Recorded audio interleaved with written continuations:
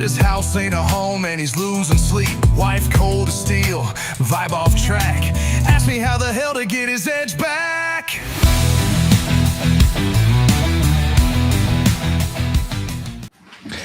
What's going on, guys? I have a pretty good sponsored video for you today. By the way, if you're watching on Facebook, I had to set up the stream as an RTMP stream again, so you won't be able to. I won't be able to see your comments. But if you want to participate in the live chat, come on over to YouTube, and I can see you in the comments there. My man wrote in. He said, "Long-time listener, first time sponsoring a show. Here's what I'm dealing with."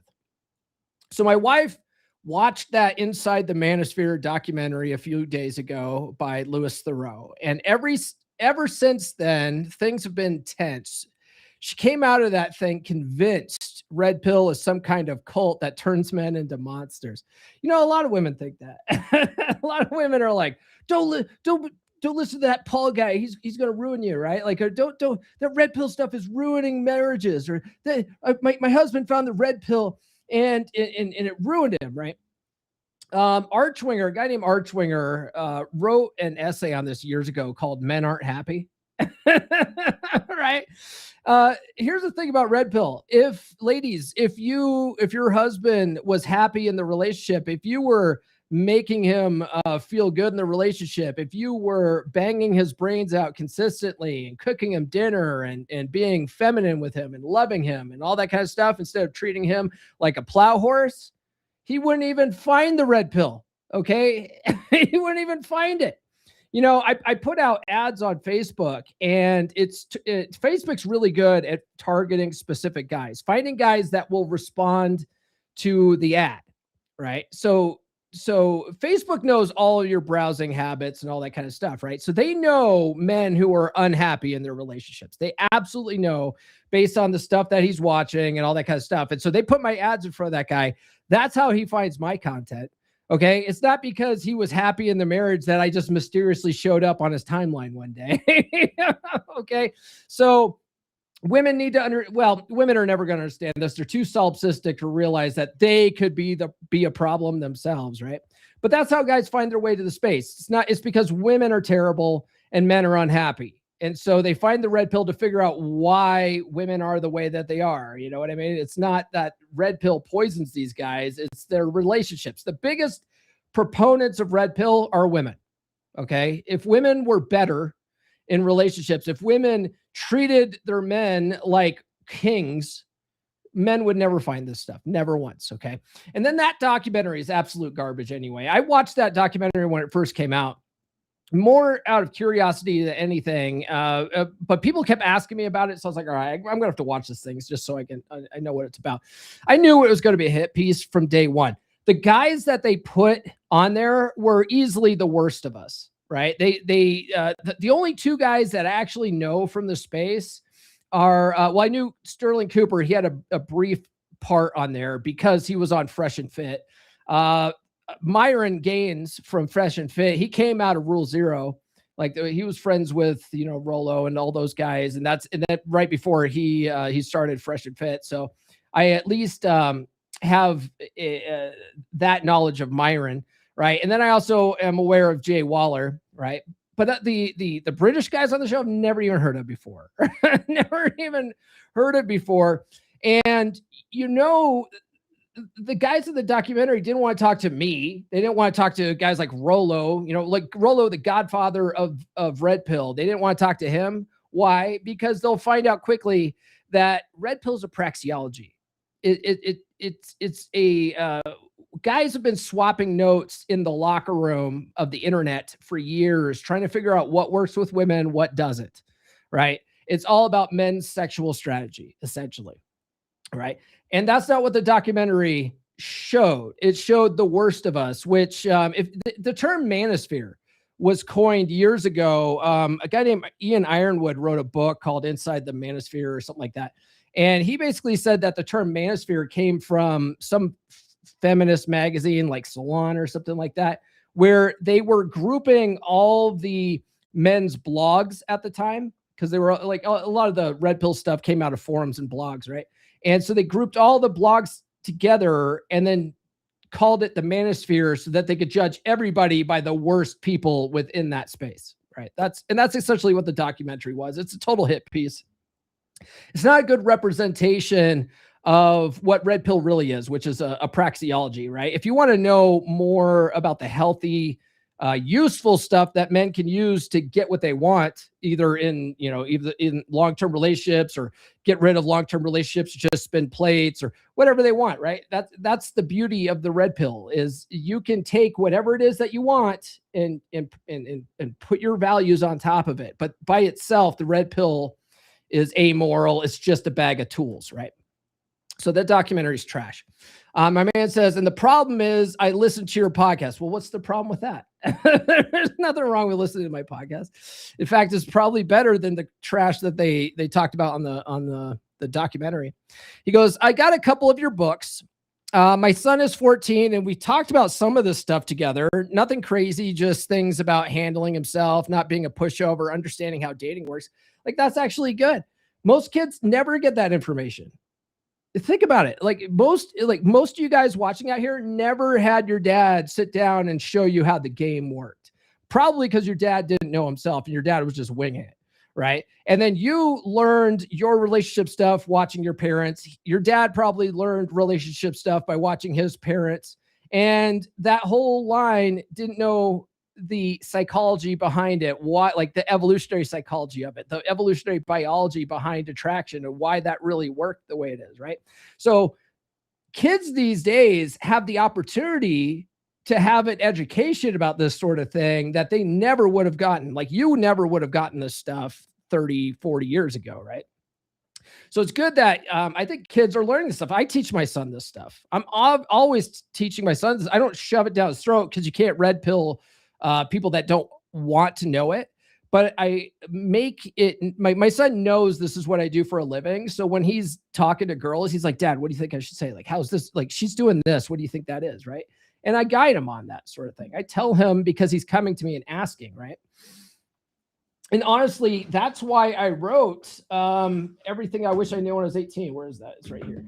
That's why I wrote Everything I Wish I Knew When I Was 18, because I wish someone would have sat me down and taught me all this stuff. I didn't know any of this stuff. You know what I mean? I had the same blue pill programming as everyone else. And I was like running for that white picket fence and stuff like that. In fact, if you guys are on the email list, you guys are hearing my story this week. I'm for all the new people on the email list, I'm just sort of telling my story this month. I'm not really pitching books or anything. But that was me. I was like, oh, you have to get married. Like, every girl that you talk to, you got to be dating for marriage and stuff, right? Because that's social programming. I wish someone would have told me that you don't need to get married. Why do you have to get the government involved? It's a terrible idea. You know what I mean? So that's why I wrote Everything I Wish I Knew When I Was 18, so that a red-pilled father, when their son is like graduating high school, they can say, here, I wish someone would have told me this. You know what I mean? Now, the thing is about teenagers is they think they know everything already, so they probably won't read it, but that's neither here nor there. My man says, now she's looking at me differently. So he's talking about his wife. Now she's looking at me differently. She brought up some of the episode titles I've listened to and asked if I actually believe that stuff. She's worried I'm filling our son's head with ideas that are going to make him disrespect women or think badly of her someday. Well, your first mistake was letting her know that you listened to the podcast, bro. You can't red pill women, man. You can't red pill women.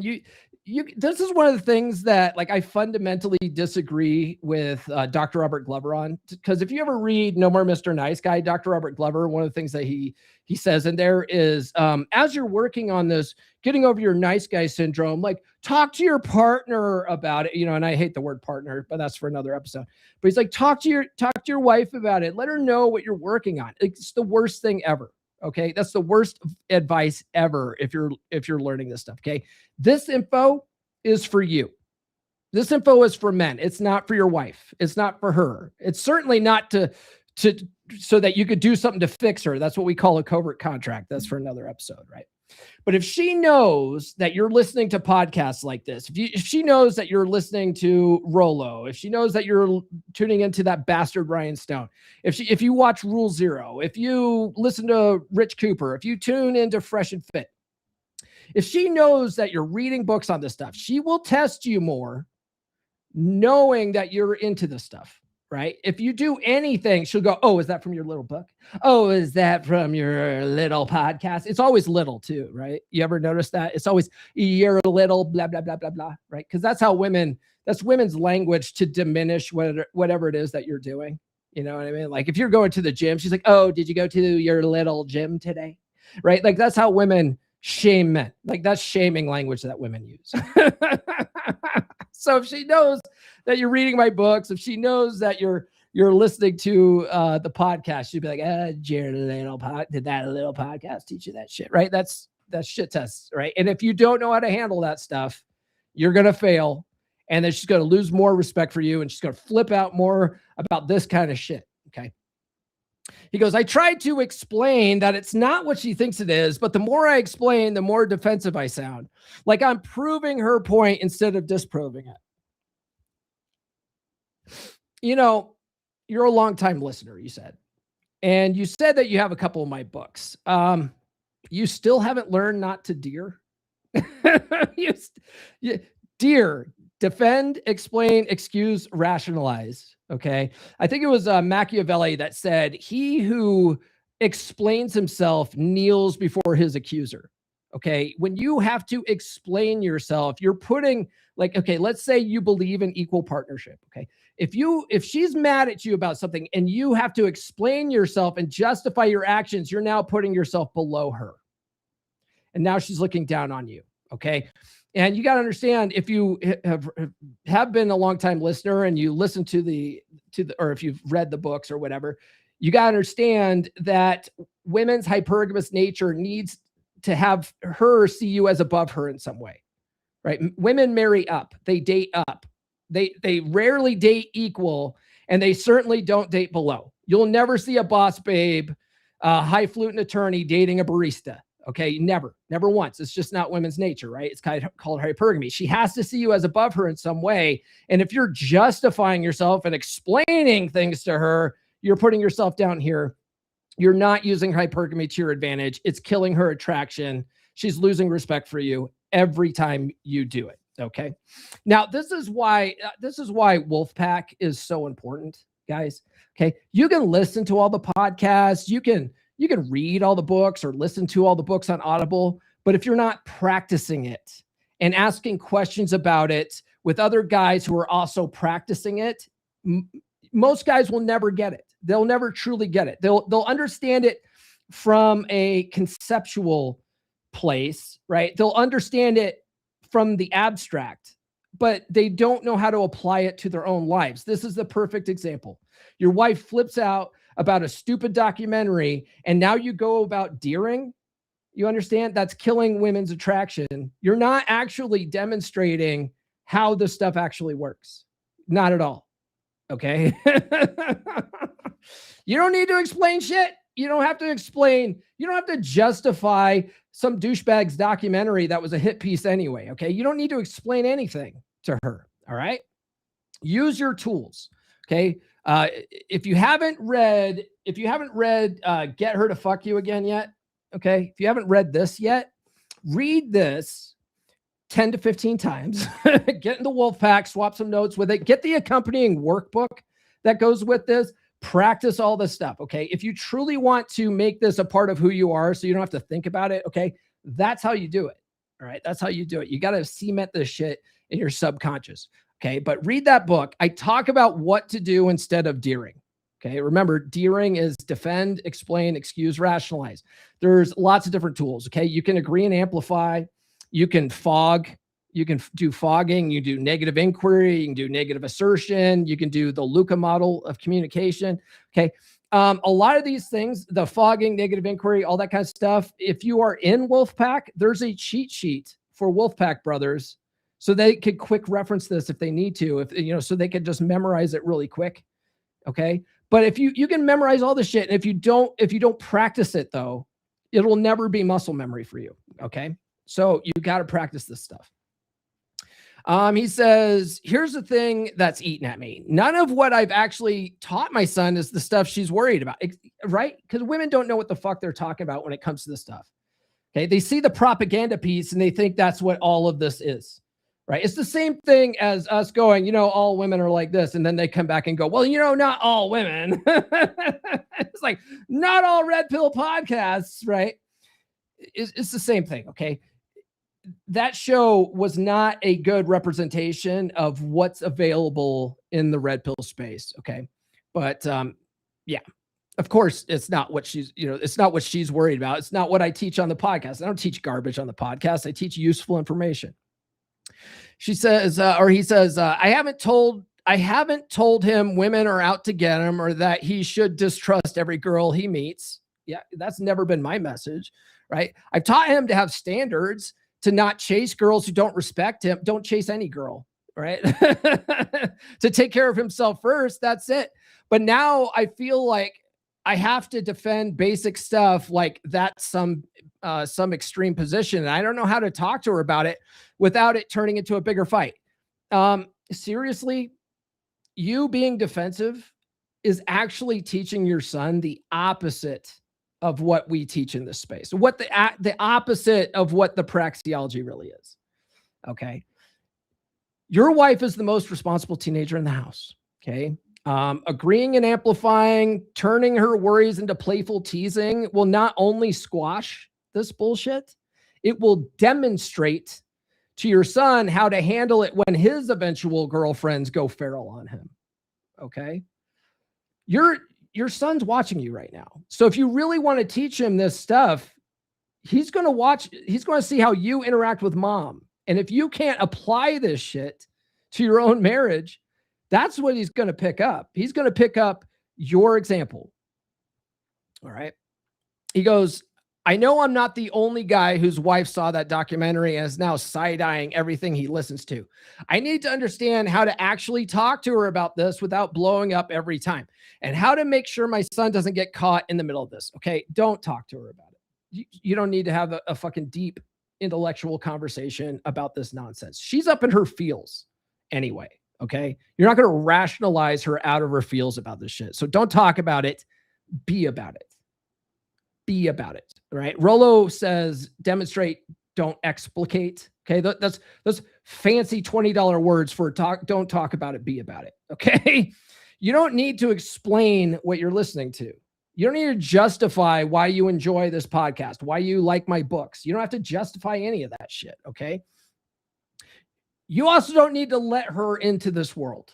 And it's highly advisable that you don't. Okay. You don't want women want to play the game. They don't want to know they're playing the game. Okay. Red pill is for men. It's not for women. Okay. So tease her about it, and she'll eventually either drop it or realize that she's worried about nothing. Okay. That's how you handle this kind of shit. You don't treat it with seriousness. She's the most responsible teenager in the house. Treat her as such. Okay. That's how you handle this situation. All right, guys. That's all I got for this episode. There are literally no one in the comments right now. So I'll just go ahead and wrap up here. Tune into the podcast tomorrow. We're going to be talking about 10 concepts from Dale Carnegie's How to Win Friends and Influence People. It was written in 1936, and it might be the most underrated book on game ever written.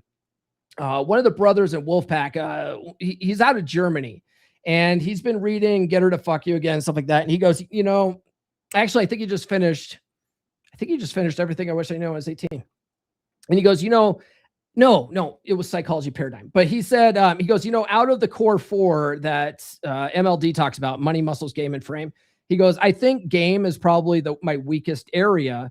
And he's like, what should I read on game? And I was like, honestly, Dale Carnegie's book from 1936 is probably one of the most underrated books on game ever written. So I decided I'm going to do a podcast episode on that on Wednesday. So that's what we're talking about tomorrow. We'll go over to the top 10 concepts. It's going to be pretty fascinating because a lot of the stuff that Dale was talking about, they teach in NLP now. All right. Some of the stuff he talks about, you learn in neuro-linguistic programming. It's pretty fascinating stuff. And it's still works today. All right. But that's all we got. If you guys haven't done so already, please like, subscribe, hit those notifications. I do have new episodes every Monday, Wednesday, and Friday. And on Tuesdays, we do sponsored episodes. So if you want a question answered, go to video.comeonmanpod.com. I'll answer your question. But that's all we got. We'll see you guys tomorrow morning, 10 a.m. Eastern time.